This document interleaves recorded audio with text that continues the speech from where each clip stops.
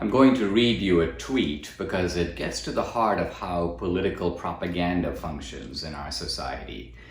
A terribly sad story. Two young and idealistic lawyers get wrapped up in the BLM protest movement. In a moment of madness, they throw a Molotov cocktail into an abandoned police car and burn it.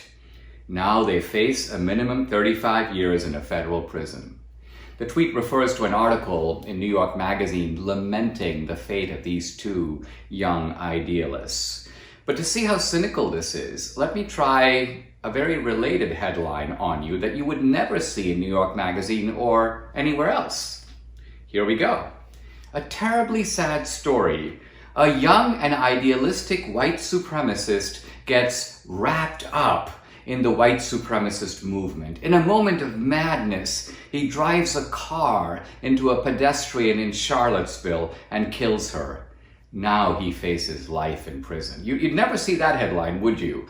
And so you begin to see how the left valorizes, celebrates crime and terrorism as long as it is coming from their side. That's the essence of propaganda, the double standard, the way in which they use one set of standards for their guys and another set of standards for everyone else. But there's a deeper point here. Almost every word in that tweet and in that headline is actually false.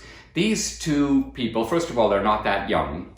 Second of all, they didn't get wrapped up in the BLM protest movement. The implication here is very passive. They didn't do anything. They were sort of wrapped up. And third, in a moment of madness. Really? No, this wasn't a moment of madness. It was a premeditated act. They went with the Molotov cocktail. They intended to throw it at the cops or the cop car. They did what they intended. They're lawyers. They know they're breaking the law and they know the legal consequences of what they did. So this is a thoroughly intentional, premeditated act. But what the left is trying to do here is camouflage the wicked and destructive ideology, the terroristic ideology behind all this.